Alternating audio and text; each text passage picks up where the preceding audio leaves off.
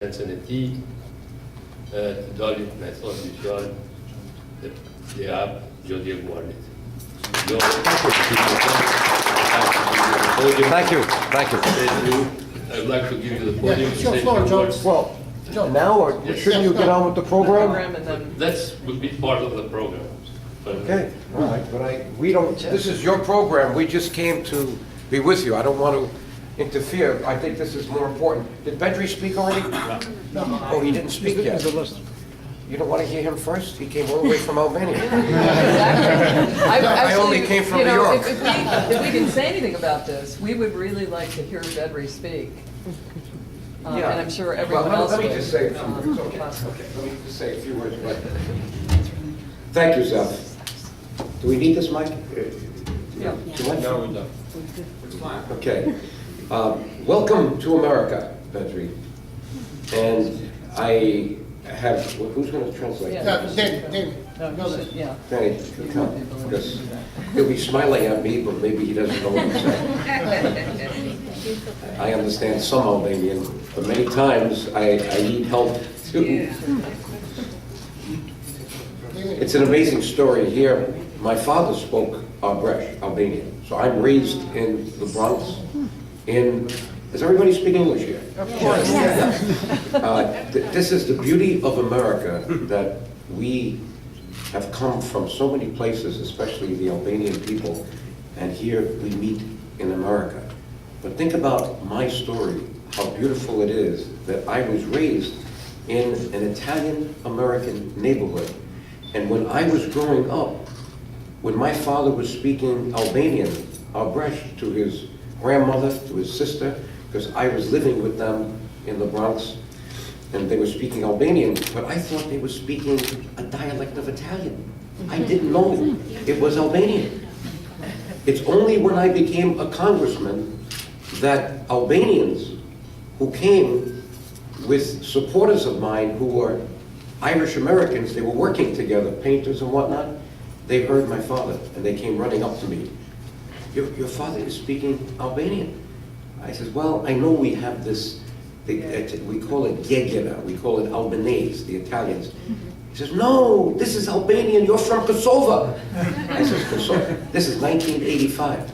Kosovo, where's Kosovo? I never heard of Kosovo. Now I'm a congressman. I never heard the word Kosovo. So now Albanians are so happy that I have Albanian Jakshitag, and my father speaks the language. They then come to my house, my office, every week, giving me books, giving me memos, telling me about the Albrecht, the Rada. It's unbelievable to me that here, I'm 44, then I'm now 70, but that's 44, that I could not know this. Now, why could I not know this? My father's people came from a very poor farming village that was Albrecht, very high in the mountains. They only came down once a week to sell to the Italians. So nobody in that village married an Italian. So for 600 years, the language stayed. Okay? And this is the town. I'm fortunate to tell you this because now I know so much. It's like I went to get my PhD in Albanian history, especially the Albrecht. But it's amazing that this is the town that the great Albanian linguist, Martin Samai, who lived in Montenegro, who then came to Italy, he studied in his early career in the 60s, 50s, 60s, the Albanian language of Italy. And he went to the towns, and he's an honorary citizen of my father's town, Greci, which is called Katundi. I know it means village, but the Albanians call it, I know when I was a kid, my grandmother used to say Katundi, Katundi, with a capital K. So they named the town with a Katundi, even though it means village, I guess. So here now, he goes to all these, there are 51 Albanian-speaking villages in Italy today. 51. Shirley and I brought National Geographic there, 1999. Go read the story.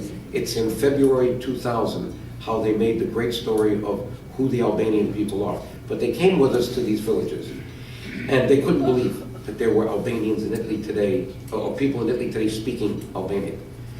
But I learned the history from people like you, who were here, Albanians from Kosovo, Macedonia, Prisheva, and Chamberia, well, sure, we had Chamberia too there. I mean, we have the whole United Nations here in America, you know, especially with Albanians.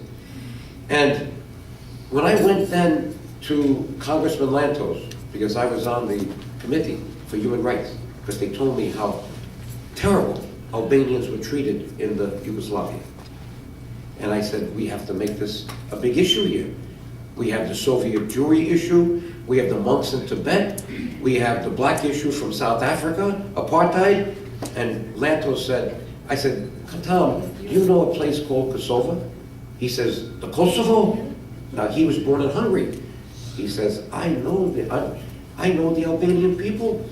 I know their hero, George Castriati, and he was a friend of Janos Hanyudin, the hero from the Hungarian people. They fought together against the Turks. Oh my God, I didn't know this. So the only one, think about this, 1985, the only one that knew the name Kosovo in the Senate, 100 people, and 435 people in the House was Tom Lantos. No one else. That's how lost the Albanian people were in America. Now, sure, we had Vatra coming to Boston, Fanoli, 1913. But what did they do? They were worried about Albania. They were not going to Washington to talk about Kosovo or Yugoslavia. When they went there, they were worried about the communism in Albania. When is America going to do something? And this was something, obviously, that they did in the 60s, the 70s, the 80s. People like Peter Prifty, who we got to know, Brother Naum Prifty, and people who joined with them, Anthony Adanas. They came before me, but they only were focused on one thing, Albania and communism. I get there in 85. Who comes in 87? Milosevic becomes the president of Yugoslavia, takes over the Communist Party, and now he puts the hammer on the Albanians worse. It started in 1981 when Tito died, but then it got much worse. So I know the history very well. It was like God wanted me to be in the Congress when Milosevic came, because I got the Congress ready for him. I didn't know how bad he was going to be. I didn't know. So I could talk to you. We're going to write a book. Shirley, by the way, stand up, Shirley. You don't need to stand she's up. very important. True blood and seed for the Albanian people, Shirley, because she understands the history of the Albanians, the Balkans. She testified in Congress with me, and we brought the issue of Albanians. But which issue did we break? We brought the big issue, the Albanian nation, not Albania, not Kosovo, not Macedonia, not Montenegro, but Kumta, the national cause of the Albanian people. And I'm going to give you the pictures I have, how we brought here in 2005, Abnori from Albania. We brought Ramush Haradinaj from Kosovo. We brought Ilyas Halimi from Prisheva. We brought Rufi Asmani from Macedonia. We brought, who was it from, there's one more place that we brought, Montenegro, Feretonosha. So we brought one from each place, and I presented them to the head of the house, and I had Abnori sign, not from Albania, but from the Albanian nation, 7 million people. This is what we have to work hard for today. Shumpun for this. Because we have to show the American people and the world that we are an old, historic, important nation. But the problem today is like the Jewish people. Jewish people, same thing. How many Jews in the world? About 15 million. How many Albanians in the world? About 15 million if you count Greece and Turkey. All right? We know we got 7 million in the Balkans. So, and how many in Albania? Maybe 3.5 million. How many in Israel? 3 million. Almost the same. And these are old languages, old history, people who survived all kinds of suffering. And look at my history, that they could keep the language alive for 600 years, moved away. In my father's town, when a baby was born, the first thing they do is put it up towards Albania. This is the way they are in Italy. They still keep faith with their blood and their Albanian people. And that's why I'm here with Shirley, because until I die, we're going to work to put the image back of this great nation of Albanian people that come from the Illyrian. But the job is not finished in Washington, because we have this great nation, but it has been divided by people who have been bought by Serbs. Albanians have sold out because they want a business over there. Who wants a house on the water in Old Shed? And they sell out to the government, and then the government wants to interfere with me and Shirley. We don't get paid for what we do. We are volunteers. But we are the lobby. There's no other lobby in Washington but the Albanian American Civic League. Don't believe anybody else. Not NAC, not Vatra's a charity. I mean, you've got all kinds of nonprofit organizations. You got churches. You got cultural organizations. You got charitable organizations, educational. But you have one lobby. Liga Cittadina Cittadina Americana. One. Neat. One lobby, Shirley and Joe, with the paper. We are registered, and we have a board. And Zeph is one among the important members of that board.